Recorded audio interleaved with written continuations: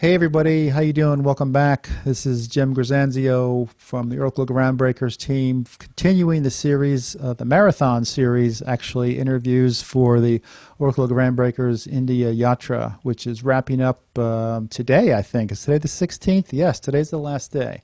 But I have another day of interviews to do today, actually, and tomorrow. So this has been a 3-week conference for the All India Oracle User Group. It's been very, very successful. Over 100 speakers, hundreds of sessions, and I'm here with Aishwarya Kala, otherwise known as Ash. I call her Ash, from India, and she's a speaker, obviously, at the conference, and we're going to have a conversation here about what she's talking about and the community as well. Ash, welcome. Welcome to the program. Thank you. Thank you, Jim. First of all, thank you for all the interviews that you've been conducting. I know it has been a Herculean task. So we really appreciate that. Yeah, everything the India user group does is at scale. Yes, we tend to go overboard. Yep. You do. We've heard that before. Size of conferences, the length of conferences, it's really, really at scale, but it's always handled so beautifully. And so I have seen you on the last few times I've been to India. I've seen you, gotten to know you a little bit, but help me out. Just give me a little bit of background on yourself, from what you do, where you are, and we can take it from there. So, hello everyone. This is Aishwarya, and I'm basically a database administrator. Right now, I am in Dehradun, in India, and I've been working. Dehradun, I know that place. George Harrison wrote a song about. Yeah, well, I've never been there, but George Harrison wrote a song. I'm a big George Harrison Beatles fan, and Yes. he wrote a song about your hometown or that where you are right now. I've not heard this one. Yeah. Oh, I will send it to you right after. Actually, right after this, and I'll put a link in the show notes as well, as they say. Hey, that's great. That should be fun. Okay, that's something I did not know. So where is Dehradun? So Dehradun is right at the foothills of Himalayas. It's like one of the gateways where you just begin your trek. Like if I go out, I can see snow-clad mountains. And Wow. I mean mountains, I don't mean hills. I mean the Himalayas. So, yeah. So we are the part of the country, like India is not usually associated with being a cold place. So yeah, I'm in the part of the country that it's a bit cold. Yeah. Let's keep it there.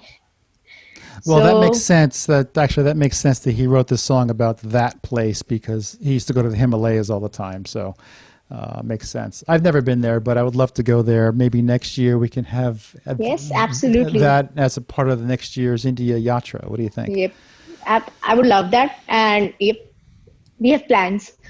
Let's stick to that. So, okay, about what I do, I'm working as a lead database consultant with Pithian since 2017, I think. I work with managing databases through the entire life cycle. That's build, design, at times, tune them, manage, secure them, support their, the day-to-day management of the databases, high availability, disaster, everything around databases, and best practices. I mean, that's what I do wherever I can help or whatever I can do with them. That's what I do.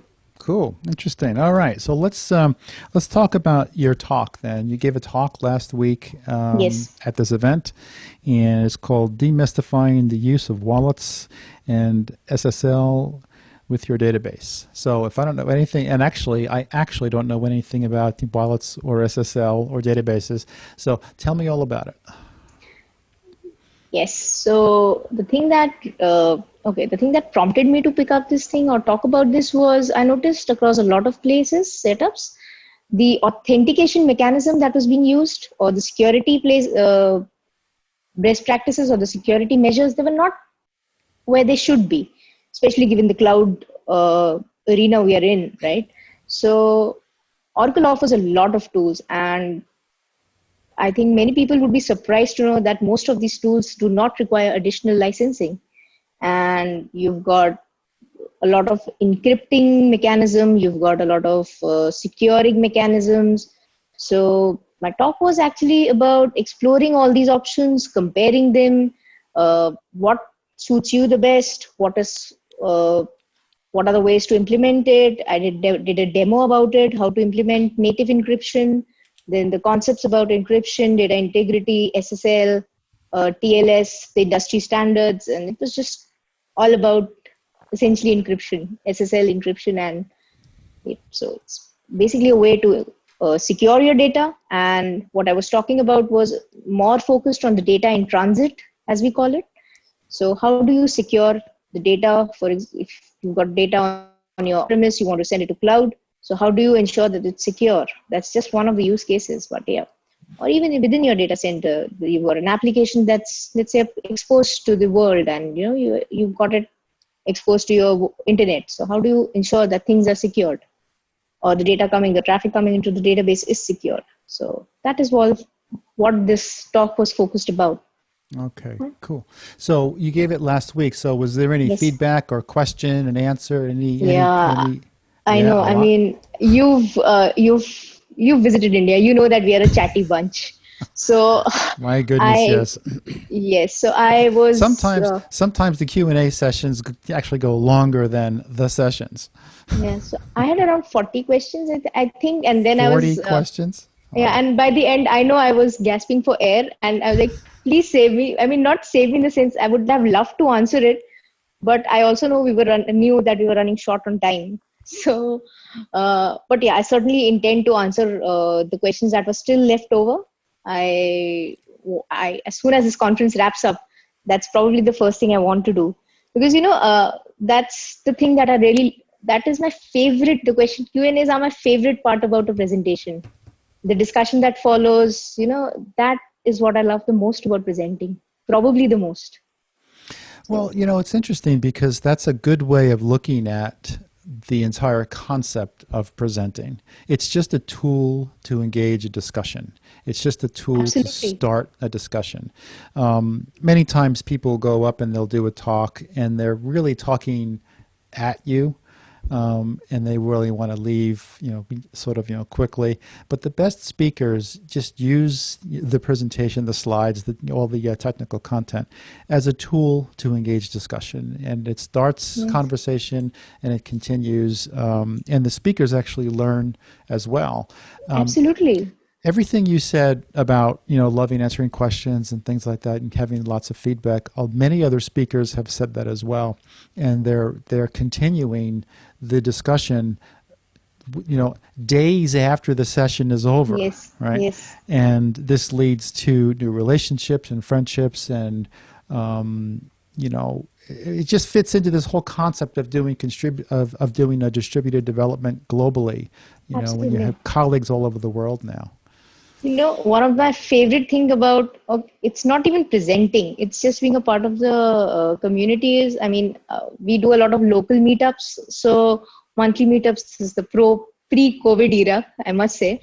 But, at times, there have been times where we've been like 15 or 20 of us at a local meetup. Short crowd, a local Pune chapter, that's where I usually am, meetup.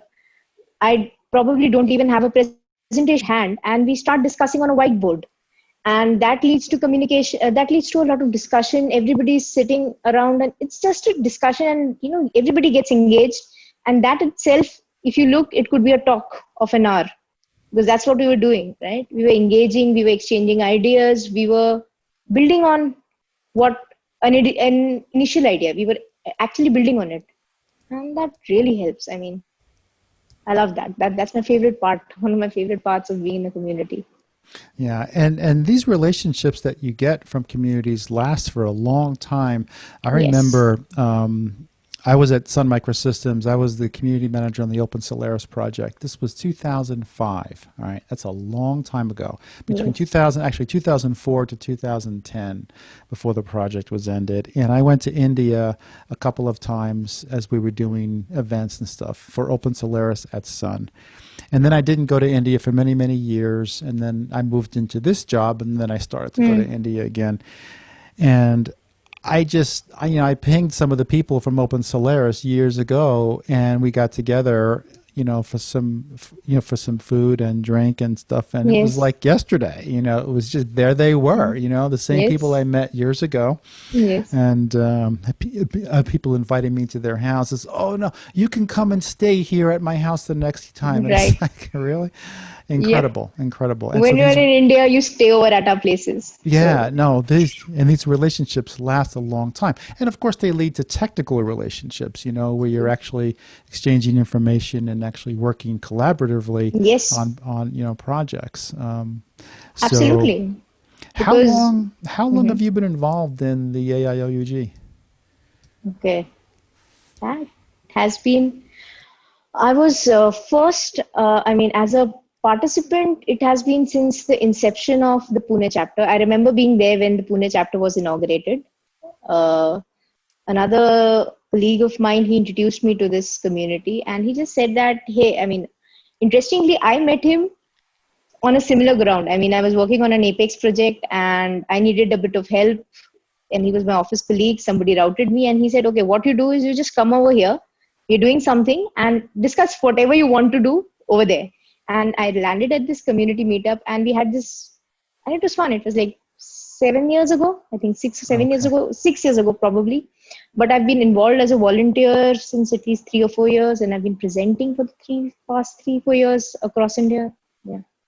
So you're not only like presenting as a technical expert in your area, you're also helping to run the community itself because you are Yes. participating at events and helping to run things.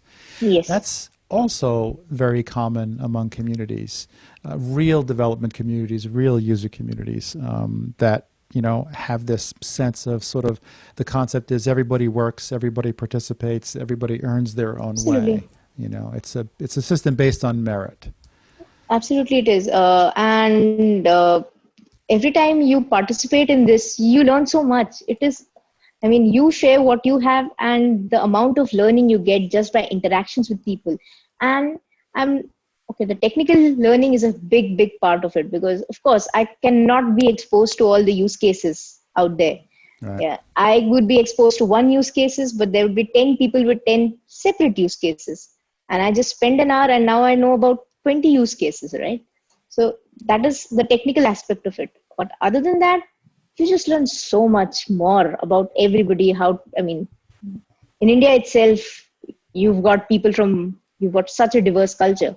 You just learn how to interact with them, how it goes. So yeah, it's a beautiful experience.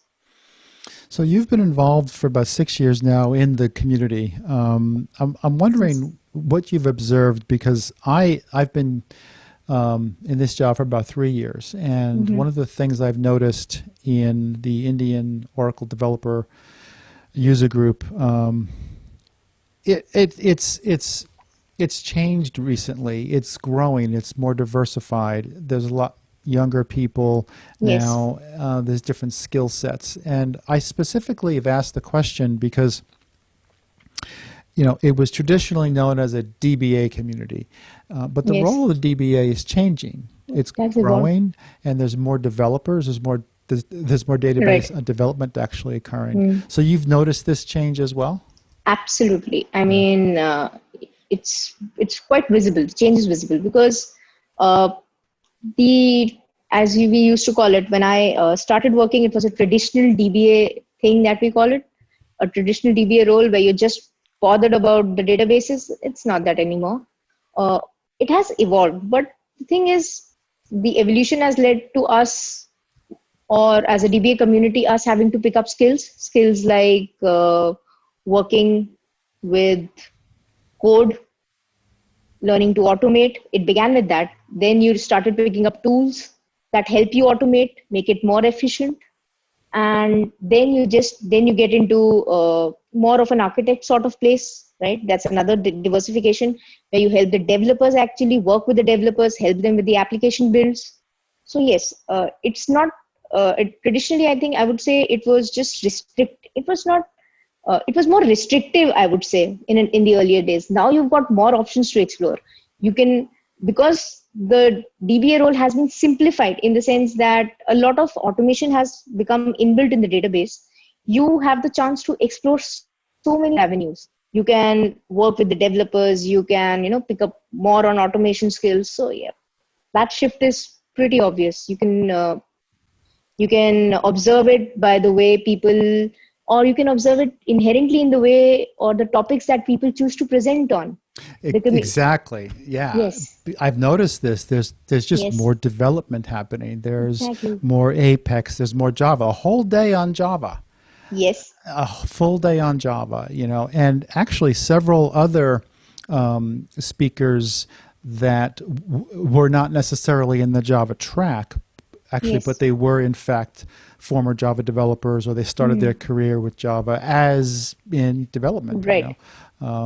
So yeah, you just can't say, oh, that's just DBA, no, Nope. that's completely wrong now, and Yep. they're not into cloud, they're just DBA. Well, no, everyone I talk to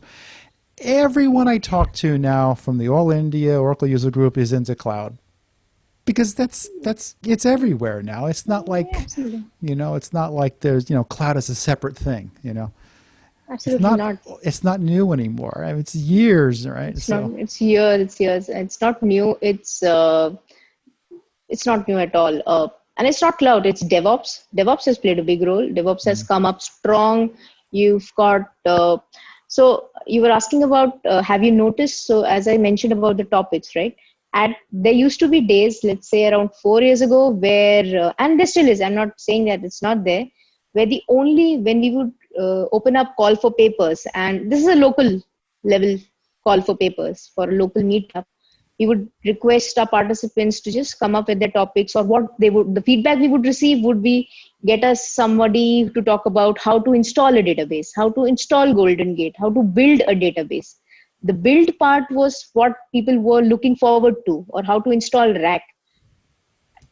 Today's thing, nobody's interested in how to build it. No, everybody's interested in how to optimize it, how to make it more efficient, how to get the best value out of it. So yeah, that shift is very evident.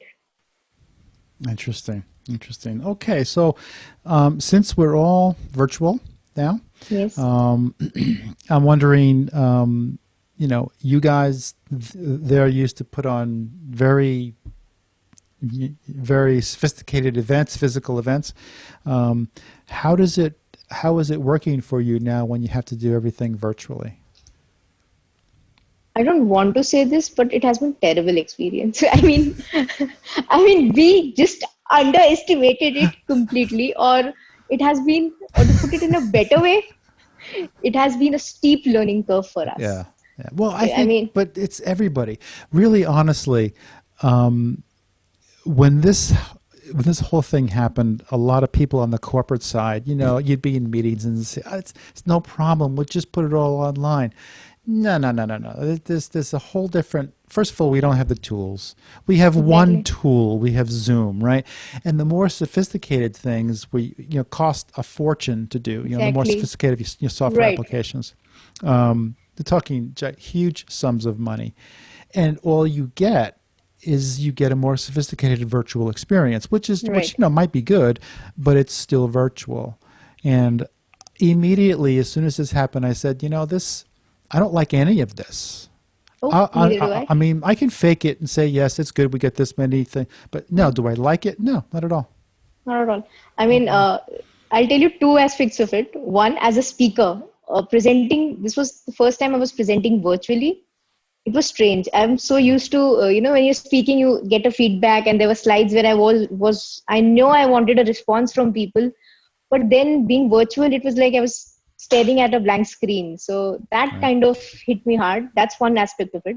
And if you look at the other way, uh, I know I've heard Sai say a lot of times that we've underestimated this, in the sense the scale of what Right. this is. There are a lot of things involved. For example, this is not just about opening up a Zoom webinar and letting it roll. There are 20 things that we've thought of that we want to do to keep people engaged virtually. It's not that simple to keep people engaged in a virtual platform, Yep. right? And coordinating things. And one of the things that really gets to me personally is I am, let's say, not too good with time zones and coordinating time zones across the globe. So that has been real fun. There was a point where you could throw a city at me, and I would say that's like India plus 5 hours. So after like 7 days, and I know most of our team was in that state, and so that's a challenging aspect to figure out what time zone which speaker is in, get everything coordinated, make sure everybody is on time. So when you're there, everybody is in front of you in a physical event, and you at least have some sense of control on the entire event. In a virtual event, you do not. You have absolutely no. And then figuring things out, how to make it more engaging, how to come up with ways to encourage people to network virtually. Right. Yeah, A lot of challenges. With the time zones, India makes it especially challenging because it's a half an hour off, Yes. Like, Yep. so I mean, I now know. I mean, I'm 3.5 hours ahead of you, right? Yes. So that's easy for me. But if I had to schedule on India time Right. 125 sessions, I'd go mad because they're all over the world. It was hard Yes. enough just to do these interviews. But on the other hand, one of the things that is a benefit, and most people agree to this, is once you have the platform set up and once you have the schedules set up and you have most people there, it's trivial to make new connections from anywhere. Absolutely. It's just that it's just through a very thin pipe. When you're with Yes. somebody live, you get the full resolution. You can see all the expressions in their faces. Yes. You get it's just human, right? Yep.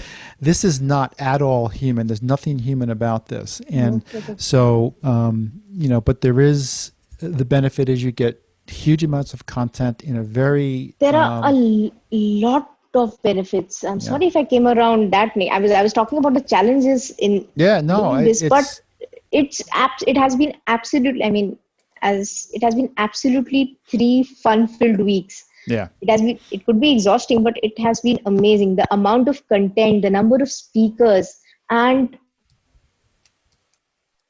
we are so glad there's so many speakers that we haven't really heard as an Indian community. We haven't Right. heard them speak. And Exactly. to get an opportunity to hear them on the that was amazing. I mean, Yeah, there's in fact most of the I don't know if most, but about half, I would say, of the people that I've spoken to have never spoken to the India group before. yes, I And mean, we tried to do that yeah, pretty consciously, that we And- wanted to not turn away anybody. yeah, and they Sort of. were the ones that were new, Right. were very surprised and very impressed. You should know this, very impressed with Okay. the organization of how it's gone. Not only the reaction from the developers and the DBAs in the community, but just the organization of it all. They really, really appreciated it. I think I mean, it's definitely a mixed bag. It's definitely there's good and bad. Obviously, we're forced to do it, so we'll make do. But if someone asks me if I like it, no. The answer is a plain, flat, emphatic no. I don't. But you can make do with things that are forced upon you, and it forces you to improvise. Yes. And through that improvisation, you actually can find Absolutely. some good things in Yeah, it. we have to make the best of the situation we're in. That's plain Yeah. as simple as that. Yeah. I mean, I've met 50 new people here at this event, I would say, but I've met them from my kitchen. And I'm sorry, that's not the same thing. agree. And this whole concept, we'll just forklift everything online. It'd be great. We don't have to travel. Missing the whole point. Yep. So, but even Sai said actually earlier on, he said, "Oh, this is a lot of work to do." And he says, "Yeah, because we've noticed it as well when we run our own events internally." And Yes. stuff. So it's a different thing, So it's Yes. going to take some And while. it was probably because the first time we were doing it virtually, this entire conference, because we're used to doing physical events, in-person events rather. So since this was the first time we're doing it, I would not say we were rusty. I would say it was new to us. As I Right. said, it was a steep learning curve. Probably next time we'll be better prepared and we can bring in more innovations. Yeah. And That's our hope. I think also when we do physical events again, we can blend sort of the best of both worlds a little bit more because we'll have the Yes. technology. It'll be Right. pervasive. I mean, because we're not going to be Hmm. traveling for quite a while. Right. And so the all the digital systems will be much more sophisticated, by then. So when we do Yes. physical events again, we'll be able to blend the two, and that might be quite cool, to do. Mm. Yes. And so, all right, Aishwarya Kala, thank you very much for joining me. It was a pleasure. I'm happy things are wrapping up, so I can take a little break. But that's nothing compared to what you guys have actually gone through. You do look happy, so I can. But I'm really Yeah. glad to be speaking with you. It has been an absolute pleasure. Yes, me too. All right, we'll see you. We'll think positively. We'll see you next year for Oracle Groundbreakers India Yatra, and tell Yes. Sai to put Dehradun on the schedule. Yes. I'm working Um, on it. and that would be very, very good to have an event at the foot of the Himalayas. Right. Thanks. All right, we'll see you later. Bye bye. Bye bye now.